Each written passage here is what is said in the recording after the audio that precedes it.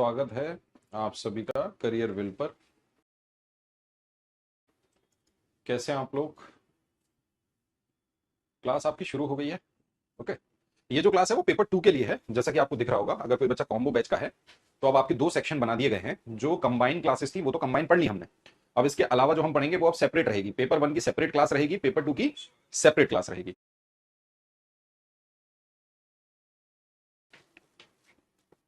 चलो भाई, कोई दिक्कत है ना? पेपर 1 पेपर 2 की सेपरेट सेपरेट क्लास कर दी हमने, दोनों क्लासेस अलग कर दी हैं। तो आज तो पेपर 2 की क्लास है। मेंसुरेशन अपन पढ़ रहे थे, क्वाड्रिलेटरल को पढ़ रहे थे। क्वाड्रिलेटरल में हमने क्या पढ़ा? हमने रेक्टेंगल और स्क्वायर को देख लिया, अच्छे से उसके सवालों को देख भी लिया। अब हम आज से क्या पढ़ेंगे? आगे जो क्वाड्रिलेटरल हम देख रहे थे, रोम्बस हो गया, पैरेललोग्राम हो गया, ट्रपेजियम हो गया, तो ये सब हम देखने वाले हैं।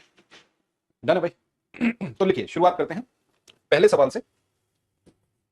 सवाल है the area of rhombus, the area of rhombus is 150 centimetre square. ये एरिया है।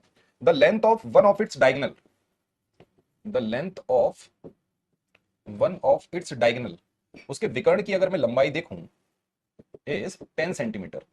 तो उसका एक विकर्ण है 10 सेंटीमीटर का। The length of the other diagonal is, आपसे क्या पूछा? दूसरे विकर्ण की लंबाई बताइए। The length of the other diagonal is. बड़ा ही छोटा सा सवाल है। इस तरह के प्रश्न आपके सीटेट में आ रहे हैं।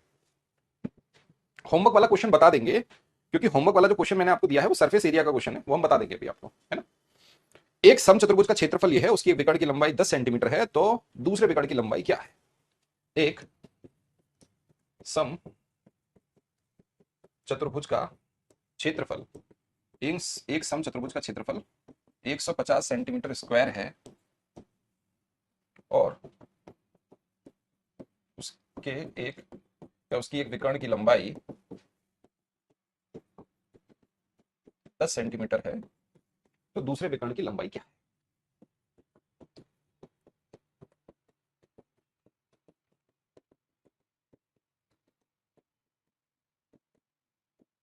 लो भाई, तो दूसरे विकर्ण की लंबाई क्या है देखेंगे। इस प्रश्न को देखिएगा।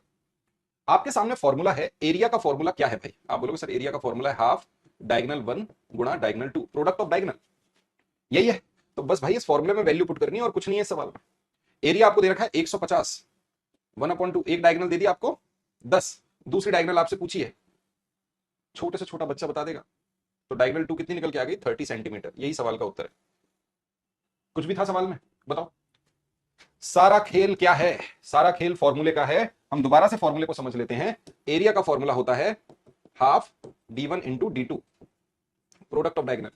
अब एक रिलेशन होता है डायगोनल का, 4a square is equal to d1 का स्क्वायर प्लस d2 का स्क्वायर, और a की वैल्यू अगर निकालनी हो तो 1/2 अंडर रूट में d1 का स्क्वायर प्लस d2 का स्क्वायर। बस यार ये तीन आपको याद रखने और कुछ नहीं, इनके अलावा सवाल आएगा भी नहीं। इनके अलावा कोई भी सवाल आपसे नहीं पूछा जाएगा, इन्हीं पे आधारित प्रश्न आपसे पूछे जाएंगे। बस ये तीन फॉर्मूले या तीन रिलेशन आपको याद होने चाहिए। आगे बढ़ते हैं, अगला सवाल लिखते हैं। लिखो।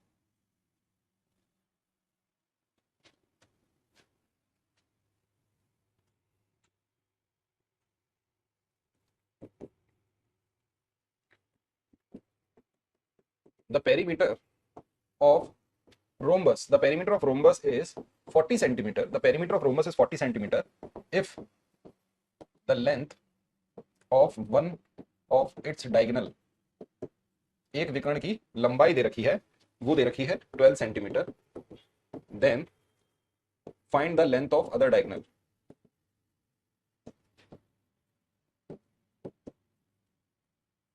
कर। अब इससे पहले जो हमने सवाल देखा वहां पे आपको एरिया दे रखा था। ये एरिया इतना है, एक डायगोनल की लंबाई दे रखी थी, दूसरी की पूछी थी। अब इस प्रश्न में ये सारे प्रश्न आपके एग्जाम के हैं, ये सभी प्रश्न आपके एग्जाम के आए हुए प्रश्न हैं। आपके एग्जाम में ऐसे ही प्रश्न पूछे जाते हैं। एक समचतुर्भुज, एक समचतुर्भुज का परिमाप कितना है भाई? 40 सेंटीमीटर है। यदि उसके एक विकर्ण की लंबाई 12 सेंटीमीटर है, तो दूसरे विकर्ण की लंबाई क्या है? तो दूसरे विकर्ण या दूसरे विकर्ण की लंबाई क्या है? आ जाओ भाई, करें सवाल को, देखें। कैसे करोगे?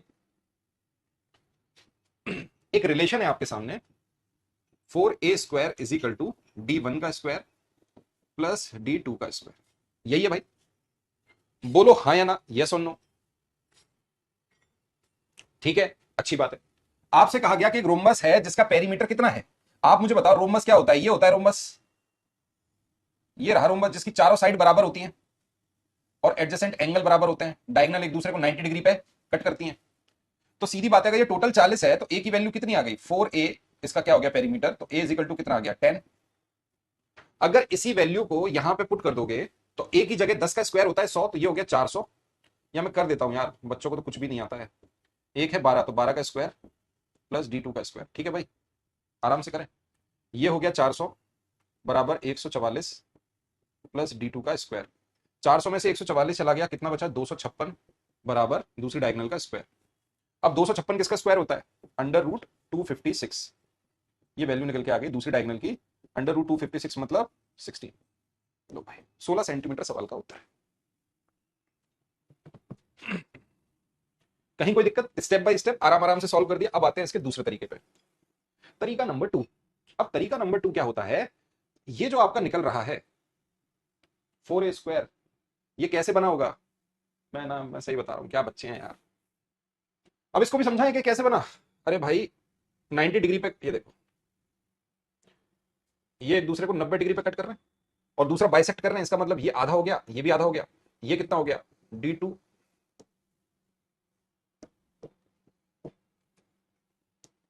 मैं कुछ ऐसे बना दूं भाइयों बहनों, d2 का हाफ और d1 का हाफ, ठीक है, और ये हो गया कितना? a। 90 डिग्री के सामने हाइपोटेनस, परपेंडिकुलर और बेस का स्क्वायर, d1 का स्क्वायर अपॉन 4 प्लस d2 का square upon 4 is equal to hypotenuse का square. Right angle triangle, Pythagoras theorem लग गई, तो 4 चला गया इधर, तो 4a² is equal to d1 का स्क्वायर प्लस d2 का स्क्वायर। ऐसे बनते हैं फॉर्मूले। चलो, हमारा बच्चा है ये इतना शातिर।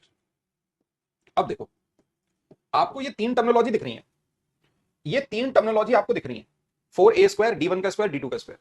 अगर इन दोनों के स्क्वायर का सम देख रहे हो, इन दोनों के स्क्वायर का सम इसके स्क्वायर के बराबर, तो ये 4a का स्क्वायर है, तो क्या मैं इसको ऐसे नहीं लिख सकता? 2a का होल स्क्वायर, हाँ है ना? तो इसका मतलब 2a का होल स्क्वायर प्लस d2 का, d1 का स्क्वायर, d2 का स्क्वायर हो सकता है? बोलो भाई, 4a बराबर 40 है, तो इसका मतलब 2a बराबर क्या होगा? 20। जो सबसे बड़ा नंबर है वही तो है, यही क्या है? राइट एंगल ट्राइंगल के हिसाब से हाइपोटेनस यही है। तो अगर ये 20 है और एक 12 है, तो ये क्या होगा? ट्रिपलेट ढूंढ लो ना राइट एंगल ट्राइंगल का। 10, 6, 8, 6 दूनी 12, 10 दूनी 20, 8 दूनी 16, आंसर आ गया 16। इस पेन में आप, इस सवाल के अंदर आपको पेन नहीं चलाना था। अगर इस सवाल में आप पेन चला रहे हो तो हम आपसे क्या कहें?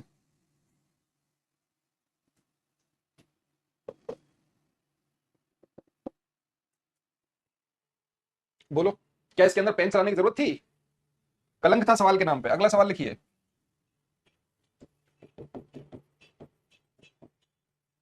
The diagonal of a rhombus are 32 centimeter and 24 centimeter, then find its perimeter। ये आपके एग्जाम का प्रश्न है, देखना जरा भाई क्या है सवाल। एक सम चतुर्भुज के विकर्ण या विकर्णों की लंबाई, विकर्ण 32 सेंटीमीटर और 24 सेंटीमीटर है, तो उसका परिमाप क्या है?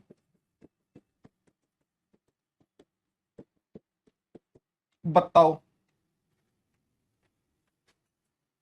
क्या कर दोगे? क्या करोगे? तहस नहस।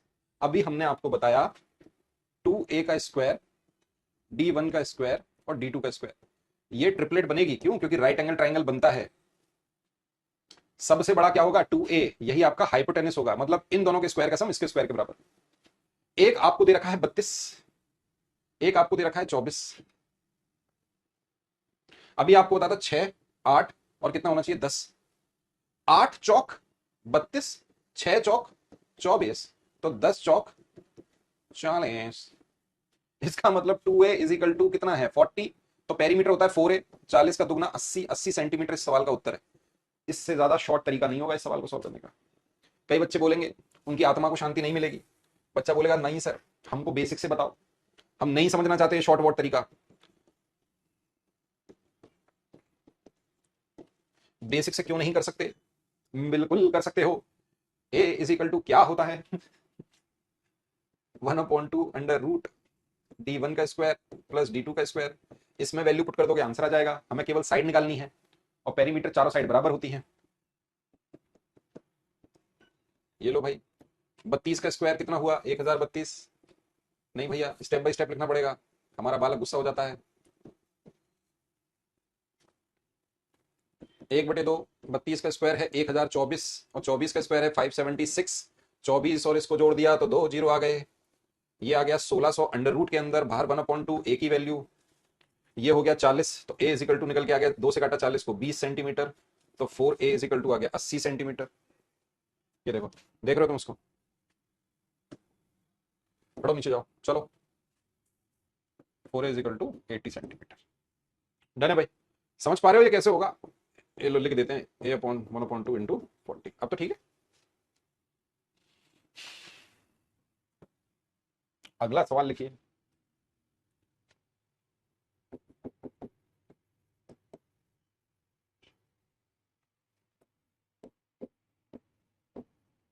The diagonal of rhombus are 24 centimeter and 10 centimeter. Then find its perimeter. एकदम सेम सवाल मैंने आपसे पूछ लिया, उत्तर बताइए इसका। चले, बिल्कुल सेम प्रश्न आपसे पूछा जैसा आपका पिछला प्रश्न था, वैसा ही ये प्रश्न है। ट्रिपलेट देख लो, ट्रिपलेट मैंने आपको लिखा रखी है, केवल ट्रिपलेट देख के इसको टिक करके आगे बढ़िए। लो देखो कैसे उड़ेगा ये सवाल। 2a d1 और d2, एक दे रखा है 24, एक दे रखा है 10। याद आ गया, 5 12 और 13। 5 दूनी 10, 12 दूनी 24, 13 दूनी 26। 2a बराबर 26 के, तो 4a बराबर किसके? 52 के। 52 सेंटीमीटर इस सवाल का उत्तर है। कितना सेकंड लगा आपको सवाल को सॉल्व करने में? बताना जरा, कितने सेकंड लगे आपको सवाल को सॉल्व करने में? चुनिंदा सेकंड। अगला लिखिए सवाल।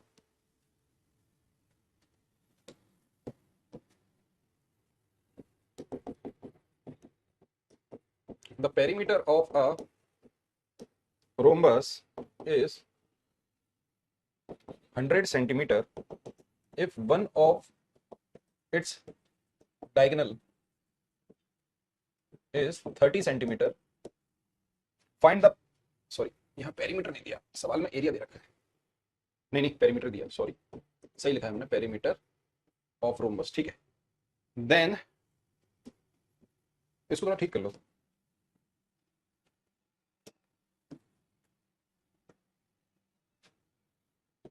फोर्टीन सेंटीमीटर है, इसको ठीक कर लेना, 14 centimetre. Then the area of the rhombus is, ये रहा सवाल। Class is not working.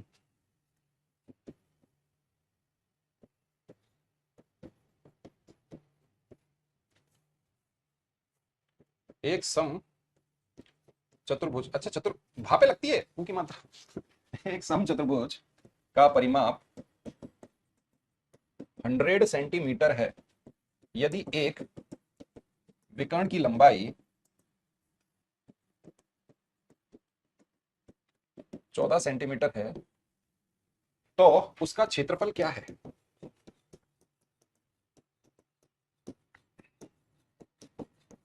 बताओ, तो उसका क्षेत्रफल क्या है?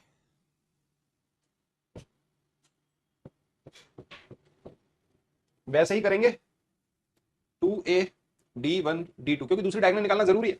एरिया होता है हाफ, एरिया होता है हाफ d1 इंटू d2।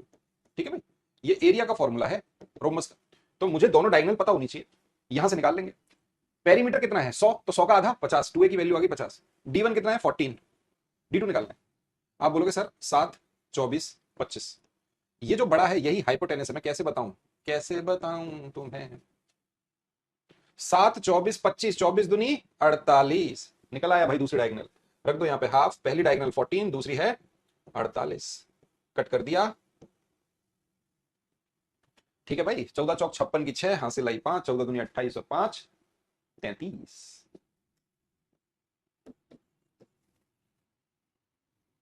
क्या बोलती पब्लिक? समझ में आ रहा है? समझ में आया क्या? मगज में आया क्या?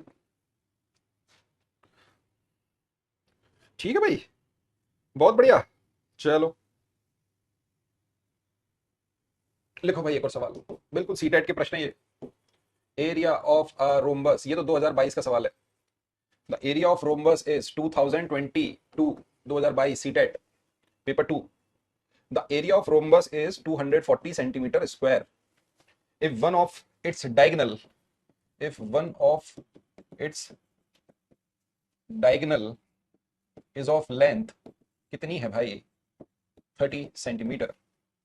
Find perimeter, find the perimeter of rhombus, find the perimeter of rhombus. ये लीजिए कर, देखिएगा सवाल है एक सम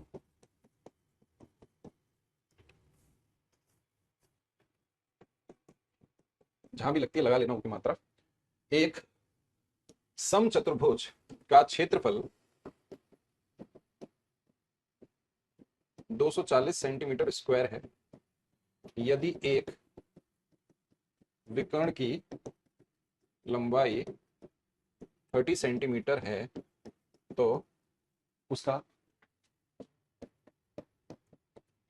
परिमाप क्या है, या समचतुर्भुज का परिमाप क्या है? करो। पेपर 1 की क्लास कब होगी? पेपर 1 की क्लास जाइए, देखिए स्केड्यूल में, मंडे ट्यूसडे को होगी, 2 दिन होगी। बताइए।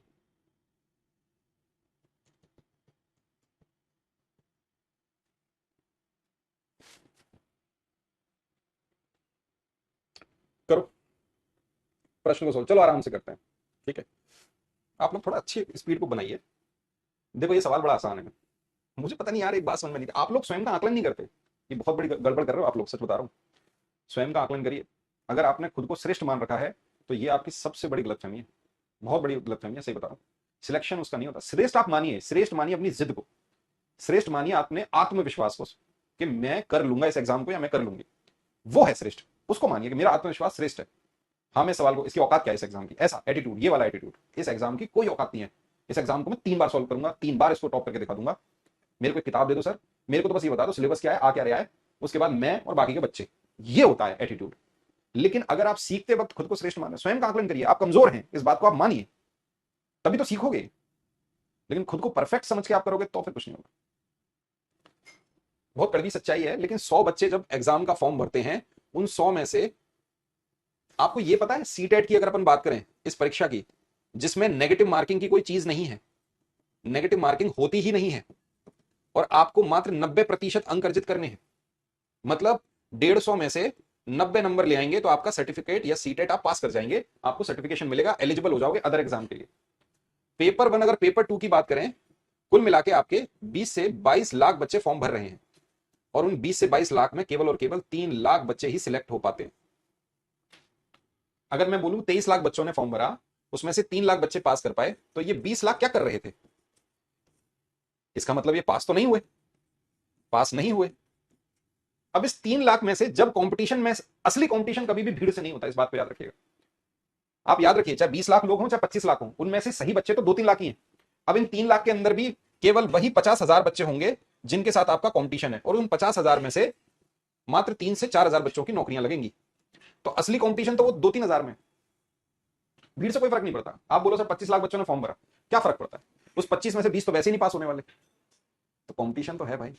आपको अगर ऐसा लग रहा है कि फॉर्म भरने से सब कुछ हो जाएगा, आपको ऐसा लग रहा है कोचिंग ज्वाइन करने से सब कुछ हो जाएगा, पढ़ना तो मित्र आपको पड़ेगा। कहीं ना कहीं जो कमी है, कहीं ना कहीं आप गलत इवेल्युएशन के साथ चल रहे हैं, उस पर आपको काम करना पड़ेगा। सच्चाई से अवगत हो जाइए, अपनी सच्चाई जानिए, आप अभी किस पायदान पे हैं, ये बात जरूर समझिएगा। अब कोई ऐसा बालक है, ये कोई 12th फेल वाली पिक्चर नहीं है, कोई ऐसा बालक जिसके बहुत ही कम नंबर हैं, उसके स्कूल में भी नंबर कम आते थे, वो पढ़ने में उतना होशियार नहीं था। अब उससे कोई कह दे कि बेटा तू एक काम कर, यूपीएससी की तैयारी कर, सीधे तू सिविल जज बन जा, कर एलएलबी, या तो तू सीधे आईएएस बन जा, आपको लगता है वो कर पाएगा? इतना प्रेशर झेल पाएगा? है ना? रिवीजन इज अ की। मैथ के अंदर एक बात समझ लीजिए, जिस बच्चे ने रिवीजन कर लिया, जो बच्चा रिवीजन कर करके पढ़ेगा वो मैथ को सीखेगा, और जो बच्चा इसको दोबारा नहीं पढ़ेगा उसे नहीं आएगा। ओके चलो, बिल्कुल आसान, खत्म सवाल, सवाल के नाम पे कलंक है, कुछ भी नहीं है सवाल में। आपके सामने एरिया होता है half d1 into D to.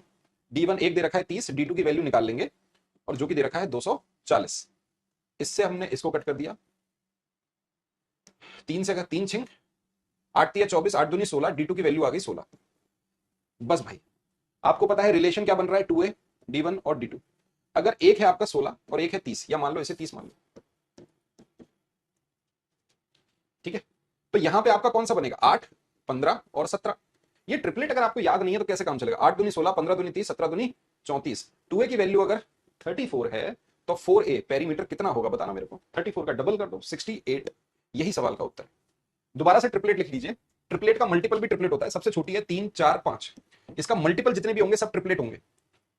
5 12 13, 7 24 या 6 8 10, इसका ही मल्टीपल है 6 8 10, 7 24 25, 8 15 17, 9 40 41, 10 24 26। ये किसका मल्टीपल है, ये इसका मल्टीपल है। 5 12 13 का दुगना, 10 24 26, 11 60 61। याद होनी चाहिए यार, अगर याद नहीं है तो गड़बड़ घोटाला है। फॉर्मूले भी याद होने चाहिए, फॉर्मूले याद नहीं है तो भी सवाल सॉल्व नहीं होगा। चलो आगे बढ़ते हैं, अब आते हैं पैरेललोग्राम में। लिखिए सवाल, केवल यही टाइप पैरेललोग्राम का पूछा गया, इसके अलावा आएगा भी नहीं। The adjacent side of a parallelogram, the adjacent side of a parallelogram are 36 centimeter and 27 centimeter in length.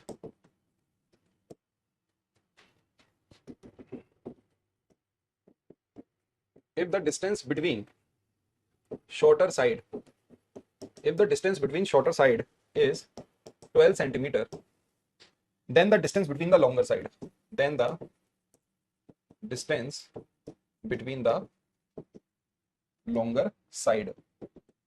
ये लीजिए, ये रहा आपका प्रश्न। पैरेललोग्राम का सबसे पहला प्रश्न है, हिंदी में लिखते हैं सवाल को, एक समांतर चतुर्भुज, एक समांतर चतुर्भुज की आसन्न भुजाओं की लंबाई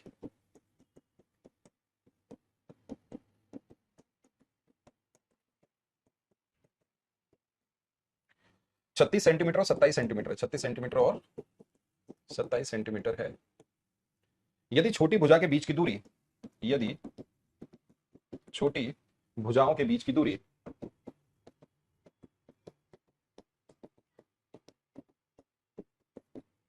कितनी है भाई, 12 सेंटीमीटर है, तो बड़ी भुजाओं के बीच की दूरी क्या है बताओ, तो बड़ी भुजाओं के बीच की दूरी क्या है।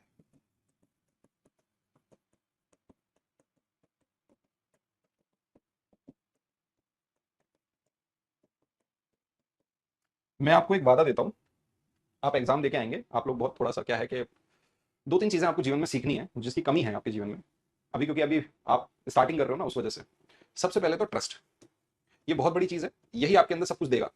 तो जब भी कहीं भी किसी से भी किसी भी चीज को आप ले रहे हो तो अपने ट्रस्ट को बना के रखिए, अपने हिस्से का ट्रस्ट बनाइए।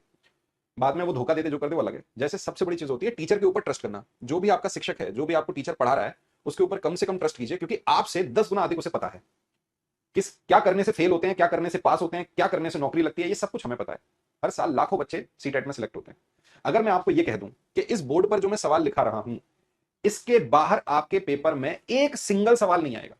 जो इस बोर्ड पर मैं लिखा रहा हूं सवाल, सेम टू सेम ऐसे ही सवाल आएंगे, केवल नंबर चेंज होंगे। और मैं गारंटी कह रहा हूं, मैं आपको दावे के साथ कह रहा हूं, ऐसा ही होगा जब आप पेपर देख के आएंगे। आप बस कुछ मत करिए, जो मैंने यहां पे अभी तक टॉपिक पढ़ाए हैं 2022 और 2023 के पेपर उठाइए और 20 प्रश्न उसमें आए होंगे गणित के।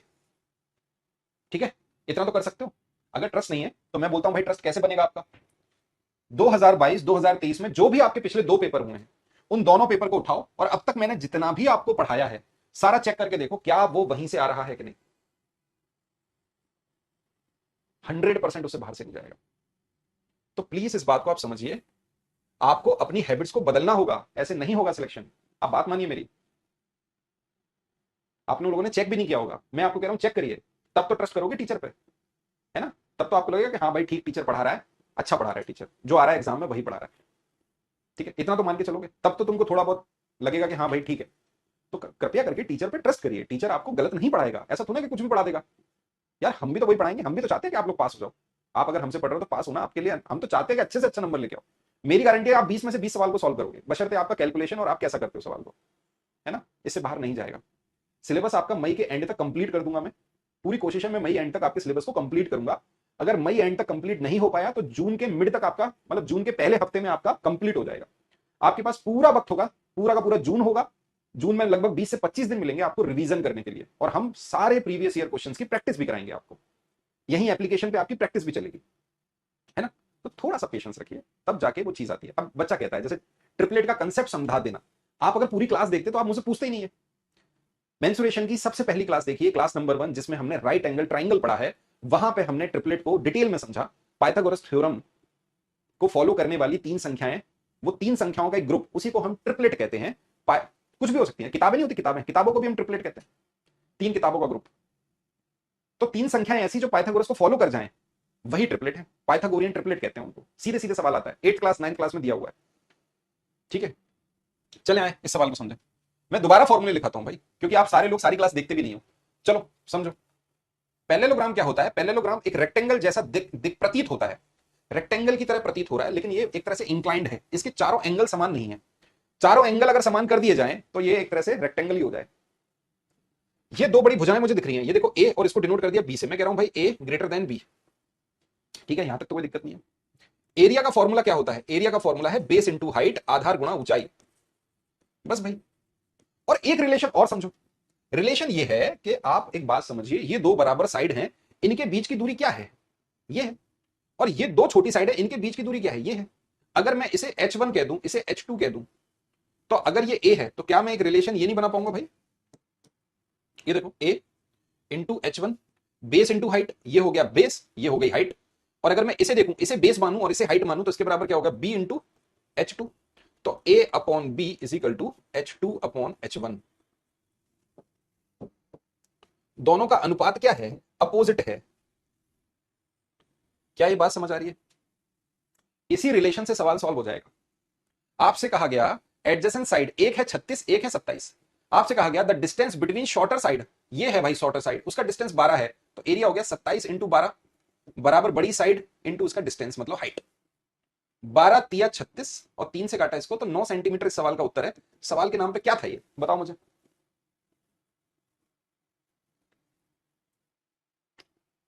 बोलो, ठीक है ना भाई, सीधी सी बात है। जो भी बच्चा क्लास को ज्वाइन करे, जिसने भी मान लो क्लास ज्वाइन करी है, और मान लो मैथ का टॉपिक चल रहा है मेंसुरेशन, तो आप एप्लीकेशन को ओपन करके ये भी तो देख सकते थे कि 3 क्लास हो चुकी हैं। अगर ये 3 क्लास हो गई हैं गणित में, भाई सीधी बात है, अगर मैं चौथी क्लास में हूं तो मैं पहली क्लास का रिवीजन कैसे करा सकता हूं। हम, ये तो वही वाली बात हो गई, ABCD आप पढ़ रहे हो, मैं पहुंच गया हूं पी पर, और आप कह रहे हो सर ये बी कहां था, तो ऐसे नहीं चलेगा ना। अब इसका इल्जाम तो आप टीचर पर नहीं लगा सकते ना कि भाई टीचर सर समझ ही नहीं आ रहा, पता नहीं क्या पढ़ा रहे हो क्या ये, तो इसका मतलब भाई आप ही, क्या बोलूं मैं आपको, उसी में तो कह रहा हूं कि भाई आप आकलन करिए, गणित को पढ़ने के सलीके को भी समझिए। आप यकीन मानेंगे, जब हम पढ़ाई करते थे, जैसे हम पढ़ते थे उस वक्त, जिस वक्त हम पढ़ते थे, मान लो टीचर ने हमें कुछ बता दिया और हमें समझ नहीं आया, आप, सबसे पहले मैं ये सोचता था कि मैं टीचर से नहीं पूछूंगा, मैं खुद कोशिश करूंगा इसको समझने की, क्योंकि मेरे साथ इस क्लास में बहुत बच्चे बैठे थे, उन्हें यह बात समझ आ गई, मुझे क्यों नहीं आई। ये सवाल मैं खुद से करता था हमेशा से, कि इसको आ गया समझ, इसको आ गया समझ, इसको आ गया समझ, मुझे क्यों नहीं समझ आ रहा। इसका मतलब कहीं ना कहीं या तो मेरे फोकस में कमी है, या मेरी उस समता में कमी है, या मेरी समझ की वो जो क्षमता होनी चाहिए जो इन बच्चों ने बना रखी है, वहां तक मैं नहीं पहुंच पा रहा। और वहां मुझे अकेले ही पहुंचना है, वहां किसी टीचर के माध्यम से नहीं पहुंचना है। गणित का कोई सवाल आपके सामने आता है तो सबसे पहले उसे खुद से सॉल्व करें, उसके सॉल्यूशन को ना देखें। अगर आप सॉल्यूशन देख के सवाल सॉल्व कर रहे हैं तो आपने कुछ भी नहीं सीखा, आप भूल जाओगे, आपको खुद उसे सॉल्व करना पड़ेगा, ठीक है। ये चीज आपको थोड़ा सा करना पड़ेगा, है ना। अब सवाल है, सवाल को पढ़ के पहले अच्छे से समझो तो सही। लिखो भाई अगला सवाल।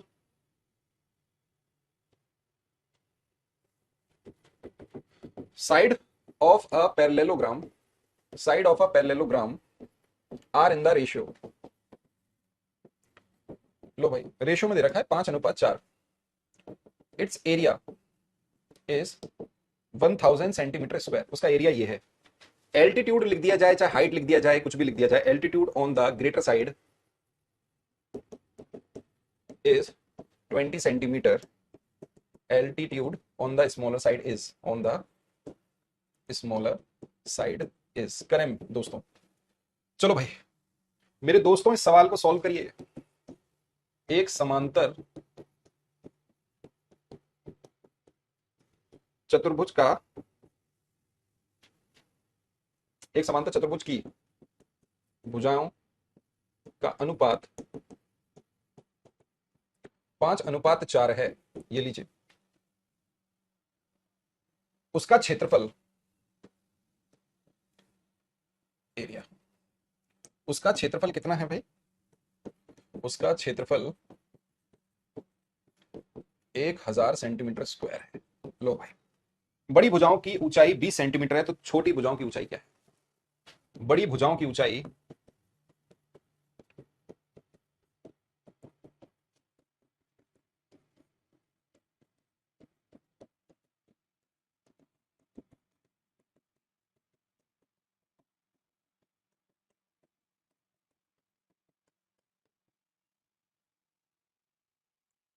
जब मैं दिल्ली में पढ़ने आया था ना, हमारे पिताजी बड़े स्ट्रिक्ट हैं, बहुत स्ट्रिक्ट रहे। आज भी बिल्कुल ऐसे डांट देते हैं जैसे मतलब ऐसे सिर नीचे करके खड़ा होना पड़ता है उनके सामने। मुझे 1 साल हो गया तैयारी करते करते, एग्जाम भी निकला, जॉब नहीं लगी। तुम मानोगे नहीं, अगली साल से तो उन्होंने बोल दिया अब तू देख ले, मजदूरी कर, जाके भैंस चरा, कुछ भी कर। हाँ, तू देख ले, तुझे करनी है तैयारी, कर जाके वहां पे कूली का काम कर, रिक्शा चला, पैसे नहीं मिलेंगे, जा भाग यहाँ से। ये होता है एटीट्यूड। और आप यकीन मानिए, मैं छोटे छोटे घरों में, मैं जिस कॉलोनी में रहता था वहां के आसपास मैंने ऐसे A4 साइज जिसमें मैं मैथ सॉल्व करता था, उसमें मैंने लिख दिया होम ट्यूशन और अपना नंबर डाल के चिपका दिया ऐसे ऐसे। तो मुझे 2 से 3 4 ट्यूशन मिल गए बच्चों के, उन्हें जाके मैं आपकी 5th class, 6th class, 7th class, 8th class, 9th class उनको गणित पढ़ाता था। ये मेरी शुरुआत थी, बहुत पहले की बात बता रहा हूँ। और मुझे वहां से 3000 रुपए या 4000 रुपए मिलते थे। ठीक है, आप इस बात को समझेंगे नहीं क्योंकि ये लाइफ आप जी नहीं रहे हो। संघर्ष करना पड़ता है बेटे, आप इस बात को मानिए। टीचर बनना और टीचर बनने के लिए सोचना, उसमें बहुत जमीन आसमान का फर्क है। एक फॉर्म को भर देना और फॉर्म एग्जाम की तैयारी करना और एग्जाम में सिलेक्शन लेना, दोनों में जमीन आसमान का फर्क है। अभी आप नहीं समझेंगे, जब आप 3 4, ये वो बच्चा समझ पाता है जो 4 5 साल लगातार फेल हो जाता है। ठीक है, प्लीज थोड़ा सा, मैं ये नहीं कह रहा कि आप तनाव में रहिए, तनाव मत लीजिए, लेकिन थोड़ा सा जीवन के लिए या अपनी लाइफ को लेकर थोड़े सीरियस हो जाइए। तनाव मत लीजिए, आपकी नौकरी लगेगी, आप सही बात पे हैं, लेकिन उसमें सही आकलन के साथ तैयारी करिए। मजाक नहीं है जीवन, मजाक में तो नौकरी भी नहीं लगनी। आइए, बहुत ज्यादा ज्ञान हो रहा है आज क्लास में, चले देखें। हमको सबसे पहले समझना होगा कि भाई पैरेललोग्राम होता क्या है। ये एक फिगर है, इसे हम पैरेललोग्राम कहते हैं। यहां पे हमें 2 साइड नजर आ रही हैं, ये एडजेसेंट साइड है, आसन्न भुजाएं हैं। ये वाली साइड और ये साइड, अगर ये दोनों आपस में बराबर हैं, ये ए है तो ये भी ए है, ये बी है तो ये भी बी है। मुझे साफ पता चल रहा है ये वाली भुजा बड़ी है, और इस भुजा के बीच में इसकी, ये देखो, यहां से लेकर यहां तक इसके बीच की दूरी ये है। ये दोनों भुजाएं छोटी हैं, इनके बीच में यहां से लेकर यहां तक की दूरी h2 है। एरिया होता है बेस इंटू हाइट। इसका मतलब अगर ये बेस है तो ये हाइट है, तो मैं बोलूंगा a into h1 is equal to, base इसे मान लू, हाइट इसे मान लू, तो ये क्या हो जाएगा b इंटू h2। बस यार, और क्या है? ऐसा क्या था जो तुम नहीं समझ पा रहे हो? क्या कर दें हम ऐसा कि आपको समझ में आ जाए? क्या करें भाई? चलो आओ सवाल को करें। अब जब आपको पहले से ही रेशियो दे रखा है तो आपको कुछ करना ही नहीं था। ये है बड़ी side, altitude on the greater side is 20, इसका मतलब 5 इंटू 20, ये एरिया बराबर 4 इंटू इसकी हाइट निकालनी है। कट कर दिया भाई, 25 25, 25 सेंटीमीटर सवाल का उत्तर है। क्या है इसमें? ऐसा क्या था इस सवाल में जो आप सॉल्व नहीं कर पा रहे? क्लियर? आपको कुछ नहीं करना, आपको कोई एनसीईआरटी नहीं पढ़नी। मैं आपसे कह रहा हूं आपको कुछ नहीं करना। आपको जिस इस क्लास में जो कराया जा रहा है, आपको केवल 3 4 चीजों पे काम करना है। सबसे पहला पढ़ना है आपको क्लास नोट्स, नंबर 1। उसके बाद आपको पढ़ने हैं प्रीवियस ईयर क्वेश्चंस। नंबर 3, आपको पढ़ना है प्रैक्टिस सेट जो आपको दे रखे हैं चैप्टर वाइज। चौथा, एक्सपेक्टेड क्वेश्चंस। बस, अब आपको इसके अलावा कुछ नहीं करना है, कोई एनसीईआरटी नहीं उठानी, कुछ नहीं उठाना, बस खत्म, काम हो जाएगा इसमें। केवल इतना भी आपने कर लिया, क्लास नोट्स को पढ़िए और साथ में प्रीवियस ईयर क्वेश्चंस को देखिए। मैं तो ये भी सॉल्व कराऊंगा भाई आपको, मैं तो इसे भी सॉल्व कराऊंगा आपको, आप चिंता ना करें। बच्चा कह रहा है एरिया दिया था, तो एरिया दिया था तो देते रहने दो, हमने एरिया से निकाले नहीं, मेरे को मतलब ही नहीं है एरिया से। एरिया तो फालतू में दिया है आपको गूगली देने के लिए। करें एक सवाल। The perimeter of a parallelogram, the perimeter of a parallelogram is 36 centimeter and the ratio between its two adjacent side ratio between the two adjacent sides is, ये आपके सीटेट का सवाल है, मतलब सारे ही हैं, ये अभी रिसेंट सवाल है, is 2:1 if the altitude corresponding to the smaller side is 10 centimeter, what its area। ये लो भाई, करें लिखें पहले सवाल को। सवाल बेहद आसान, एक समांतर चतुर्भुज का परिमाप 36 सेंटीमीटर है और उसकी दोनों आसन्न भुजाओं का अनुपात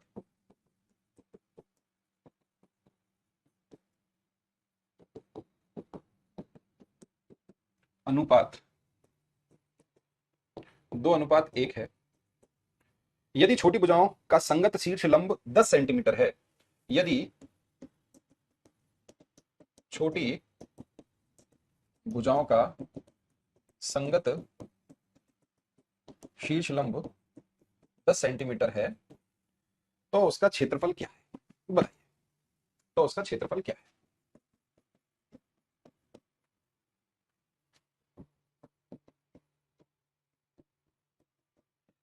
मैं पेपर 2 के बच्चों से ज्यादा उम्मीद रखता हूं। मुझे ऐसा लगता है कि पेपर 1 की अपेक्षा पेपर 2 का बच्चा ज्यादा सीरियस बच्चा होता है, क्योंकि पेपर 2 अच्छा लेवल है, क्योंकि यहां से आप टीजीटी के लिए अप्लाई करते हो। टीजीटी कोई छोटा एग्जाम नहीं होता, अच्छा खासा एग्जाम है। आज भारत में टीजीटी की 75,000 रुपए से ज्यादा सैलरी है। अगर आप पीजीटी बन जाते हो तो लगभग आप 1 लाख रुपए की सैलरी प्रति माह पाते हो। टीचिंग में बहुत अच्छी सैलरी होती है, 75,000 से अधिक ही बता रहा हूं मैं। और यहाँ 1 लाख के आसपास की सैलरी या 1 लाख से अधिक आप पीजीटी में पाने वाले हो। अगर आप एक्स सिटी, मतलब जो बड़ी सिटी है, मेट्रो सिटीज हैं, अगर वहां पे आप टीचर बनते हो तो लगभग आपको इतना यहाँ पे मिलती है। तो देख रहे हो आप, लाख रुपए कमाने हैं आपको। बाकी आप होम ट्यूशन और वो सब तो करो, वहां से तो एक्स्ट्रा इनकम कमाओ। टीचर के पास तो बहुत ऑप्शन होते हैं पैसे कमाने के।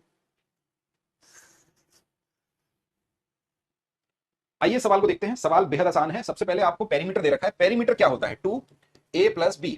मैं आपसे कह रहा हूं भाई, ए और बी का रेशियो दे रखा है, ये बड़ा है और ये छोटा है, 1:2, 2:1, ठीक है। कितना है भाई? ये पेरीमीटर 36 है, तो इसको मैंने इससे कट कर दिया, a+b आ गया 18, है कि नहीं भाई? बताना मेरे को भाई। अब जब इन दोनों का रेशियो दे रखा है 2 और 1 3, 3 से इसे काटा तो 6 दूनी 12, ये हो गया 12 और ये हो गया 6। सीधी बात है, 2 और 1 3, 3 बराबर 18 के, तो 1 बराबर 6 के और 2 बराबर 12 के। ये हो गई बड़ी साइड, ये हो गई छोटी साइड, सेंटीमीटर में दे रखी है कि नहीं? ठीक। अब आपसे कहा गया if the altitude of the corresponding smaller side, छोटी साइड का एल्टीट्यूड दे रखा है 10, छोटी साइड है कितनी? 6। आंसर निकल के आ गया भाई 60 सेंटीमीटर स्क्वायर। क्या चाहिए तुम्हें सवाल में और? बोलो। अगर मैं देखो, फिगर नहीं बनाते एग्जाम में, एग्जाम में फिगर वगैरह नहीं बनाए जाते। ये 6 है और ये 12 है, इसके बीच में 10 है, तो 6 गुना 10 60 हो गया। आंसर क्या होगा भाई? बेस इंटू हाइट, यही होता है एरिया। हाइट दे रखी है 10, ये आ गया 6, 60 centimetre square. This is the answer. C TET का सवाल है अभी, ठीक है। जनवरी 2021 तक आपके सीटेट पेपर 2 में आज तक कभी भी रोम्बस और पैरेललोग्राम का सवाल नहीं आया। रोम्बस और पैरेललोग्राम के सवाल सबसे पहली बार आए हैं। आपके 2 वर्ष लगातार ऑनलाइन एग्जाम हुए, 2 बार हुए ऑनलाइन एग्जाम, उनमें आपको रोम्बस और पैरेललोग्राम पूछा गया था, ठीक है। हमने बहुत अच्छे से पढ़ लिया। एक सवाल और देख लेते हैं इसका, फिर हम पढ़ते हैं ट्रपेजियम को।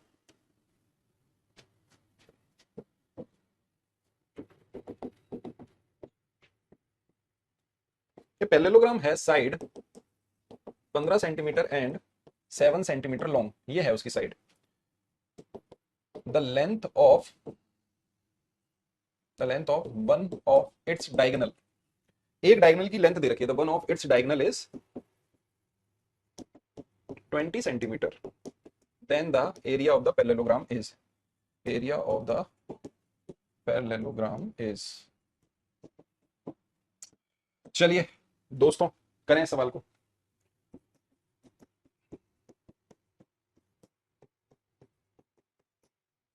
एक समांतर चतुर्भुज की भुजाओं की लंबाई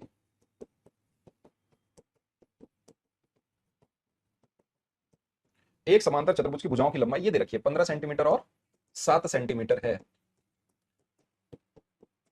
उसकी एक विकर्ण की लंबाई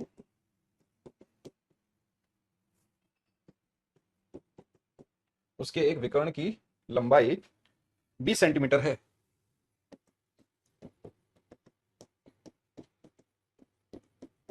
उसका क्षेत्रफल क्या है? करें भाई।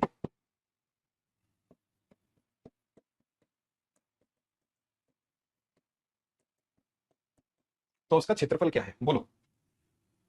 आप बोलोगे सर ये रहा पैरेललोग्राम एक, ये मान लिया पैरेललोग्राम, ये हो गई इसकी एक डायगोनल 20, ये हो गई इसकी एक साइड साइड 7 और ये हो गई 15। अगर ये 15 है तो ये भी 15, अगर ये 7 है तो ये भी 7 है। क्या मुझे दो ट्राइंगल नजर नहीं आ रहे? आप मुझे बताओ क्या हमें दो ट्राइंगल नजर नहीं आ रहे? 7 15 20 और 7 15 20। अगर इसका मैं एरिया निकाल लूं एक ट्राइंगल का और 2 से गुणा कर दूं तो इस पूरे का एरिया निकल जाएगा। अरे भाई ये ऐसे ही निकलता है।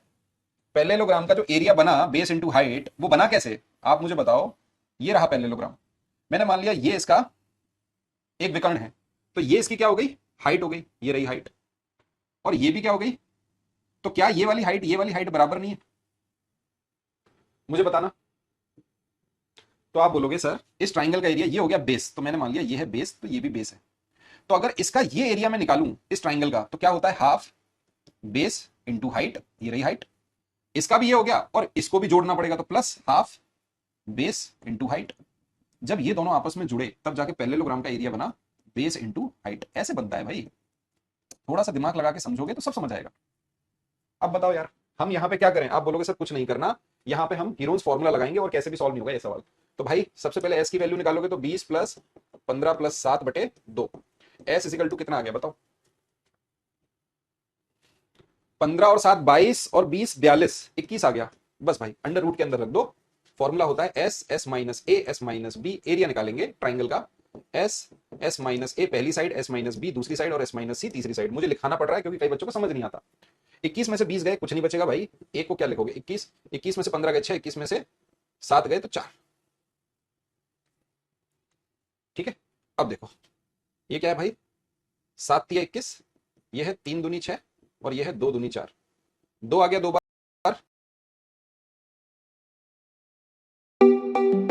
Incoming voice call from Cap.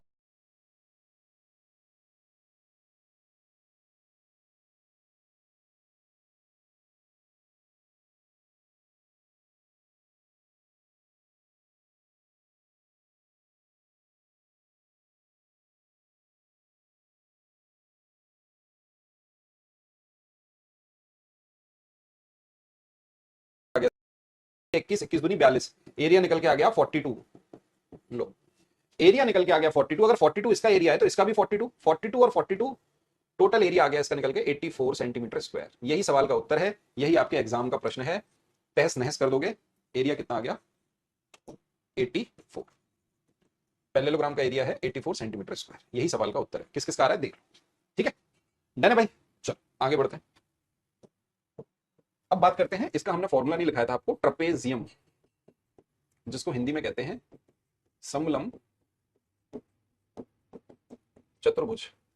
अब देखो ट्रपेजियम अलग क्यों है, क्योंकि ये देखो ये है ट्रपेजियम,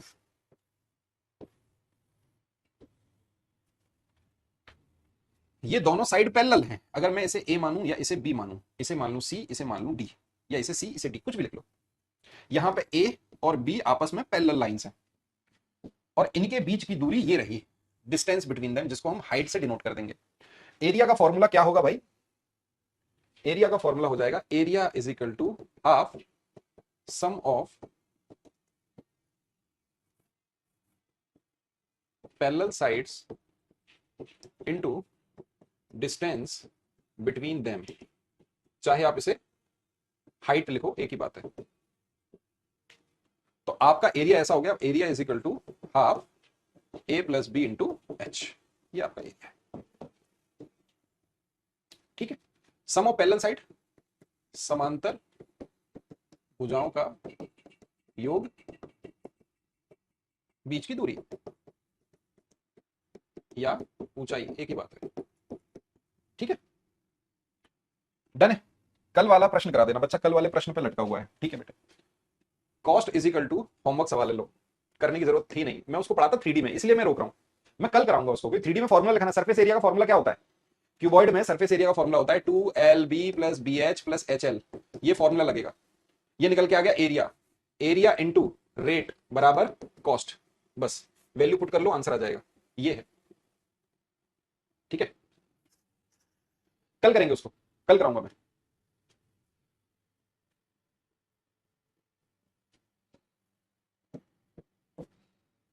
लो भाई प्रश्न लिखो। The perimeter of a trapezium, आज खत्म हो जाता है trapezium. A B C D, यह है एक ट्रपेजियम जिसका पेरीमीटर दे रखा है 90 सेंटीमीटर, ठीक है भाई, and length of each of its non parallel side, इसकी जो दो नॉन पैरेलल साइड्स होती हैं A D and B C is 17 centimetre. चलो भाई अच्छी बात है। इफ एरिया ऑफ ट्रपेजियम, ये सवाल दिखने में ऐसा लगता है पता नहीं कितना लंबा चौड़ा सवाल है, लेकिन होता एकदम आसान है। 420 centimetre square. The distance between two parallel side of a trapezium is, बताओ भाई, the distance between two parallel sides of a trapezium is. लो भाई अभी उड़ाएंगे सवाल को। सवाल में लिखा है एक समलंब चतुर्भुज एबीसीडी, एक समलंब चतुर्भुज एबीसीडी का परिमाप 90 सेंटीमीटर है और उसकी असमांतर भुजाएं एडी और बीसी की प्रत्येक की लंबाई 17 सेंटीमीटर है, और उसकी असमांतर, पैरेलल नहीं है, असमांतर भुजाओं एडी और बीसी की प्रत्येक की लंबाई 17 सेंटीमीटर है। यदि समलंब का क्षेत्रफल 420 सेंटीमीटर स्क्वायर है, यदि समलंब का क्षेत्रफल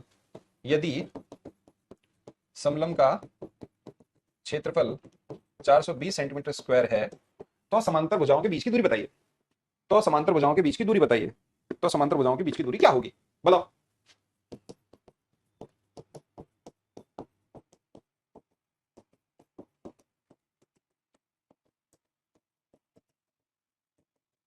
इस पे लगा लो स्टार, बड़े अक्षरों में इस पे लगा लो स्टार ऐसे, क्योंकि ये आपके सवाल, आपके पेपर में 100% ट्रपेजियम का एक सवाल आएगा। पेपर 2 के अंदर 2D में से 2 सवाल आपसे पूछे जाएंगे, 2 से 3 भी आ सकते हैं। 3D में से लगभग 2 सवाल आपसे पूछे जाएंगे। एक सवाल फिक्स है, सिलेंडर पे आना ही आना है, और एक सवाल क्यूब और क्यूबॉइड पर आना ही आना है। 3D के 2 सवाल हर एक वर्ष में पूछे जाते हैं। मेंसुरेशन में एक सवाल आपके ट्राइंगल पे आता है, एक सवाल क्वाड्रिलेटरल पे आता है, और एक सवाल इन दोनों से रिलेटेड आ जाता है, जिसमें क्वाड्रिलेटरल में सबसे इंपॉर्टेंट है स्क्वायर, रेक्टेंगल, और दूसरा है ट्रपेजियम। ये स्टार लगाओ आएगा, स्टार लगाओ आएगा, स्टार लगाओ आएगा। ट्राइंगल पे भी एक सवाल। कुल मिला के आपके मेंसुरेशन में 5 प्रश्न, आपके एग्जाम में 4 से 5 प्रश्न पूछे जाएंगे। मैं सीटेट पेपर 2 की बात कर रहा हूं। 4 से 5 प्रश्न आपको यहां से देखने को मिलेंगे। अब चलते हैं अपने फॉर्मूले के अनुसार। एक ट्रपेजियम का जो पेरीमीटर होगा, जैसे मैंने माना भाई A B plus B C plus C D, figure बनाने की जरूरत है, चलो बना के दिखा देते हैं। ये लो भाई, बना दिया हमने फिगर, ए बी सी और डी।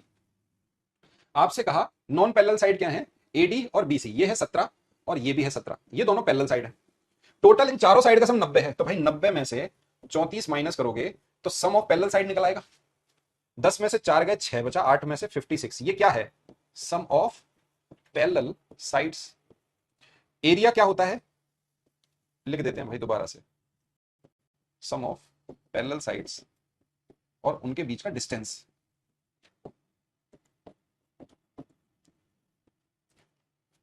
भाई half sum of parallel side 56, distance हमें निकालना है, एरिया हमें दे रखा है 420। लो भाई करो, 14 का पाड़ा आना चाहिए, 14 तिया और 14 चौक, फिर इसको कर दिया 15, आंसर आ गया h is equal to 15 centimetre. बताओ यार क्या है सवाल में, बिल्कुल सिंपल था। ठीक है चलो यहीं पे समाप्त करते हैं, कल अपन इसको और पढ़ेंगे।